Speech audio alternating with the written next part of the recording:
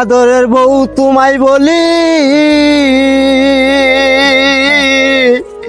নিয় স্বামীর চরণ গুলি, খুশি হবে যাবে সাইরা আব্বা না তুমি জানো না, স্বামী তোমার আল্লাহর ঠিকানা। পায়ের নিচে চিরির ব্যস্ত, কইরো না তো হেস্ত নেস্ত, যেমন করো স্বামীর চরণ গুলি তুমি জানো না, স্বামী তোমার আল্লাহর ঠিকানা।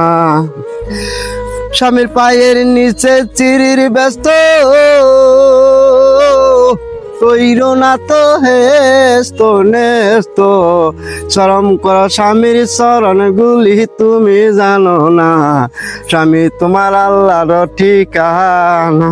ভাই আপনাদের এলাকায় একটি কথা মনে বললো, কথাটা হয়েছে দুইটা ছাগল খাইতে খাইতে উনি করে রাইত হয়ে গেছে। রাইত হয়ে গেছে, এই ছাগল দুইটা শিয়ালের গাথার মধ্যে হান্দাই লোগা।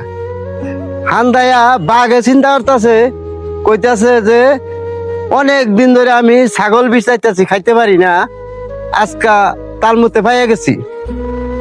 পাওয়ার পরে অনেক খাস ছাগলে আর ছাগলিয়ে কইতাছে, কয় আঙ্গরে তো অনেক খাই আলাবো এই বড় বাঘে, বুদ্ধি কি? তাহলে তুই একটা বুদ্ধি বাই কর। কলে করতাছি। অনয় ছাগলে কইতাছে খাসি রে, কইতাছে মেলা দিন ধরে তো বাঘের মাংস খাই না। অনা ওই বাঘাইয়া গাতার গুলো কইতাছে, কলে ইটা আবার কোন জানোয়ার? এই জানোয়ার তো নাম শুনছি না। এই তো বাঘে তো এই সিরা ছুটে দিছে দৌড়। বানরের সাথে দেখা যায় আবার দেখ রাস্তায়। বানরে কইতাছে, বাঘ মামা দৌড় পারতাছ কে? কয় তোর গাতার মধ্যে যে কি ঢুকছে, কয় মেলা দিন ধরে আমি বাঘের মাংস খাই না, তোমার কতবার না করলাম আমার একটু বাঘের মাংস খাওয়াবা। অনেক বানরে কইতাছে, আমার গাতার মধ্যে আমি দেখছি দুইটা ছাগল ঢুকছে। আসেন আমার সাথে। লেঞ্জুরে লেঞ্জুরে লইছে বাইন্দা। অনা খাসিরে কইতাছে ছাগলিয়ে, বানর মামারে যে ফাটাইলাম বাঘের লেগিয়া, এই বাঘ ধরে আনবা লেগিয়া, কোথায় বাইতেছে না।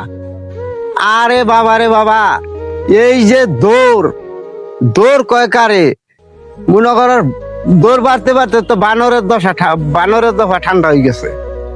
বানর ওই গাছের সাথে বাড়ি, কলা আমি এটা কোন কলঙ্ক করলাম?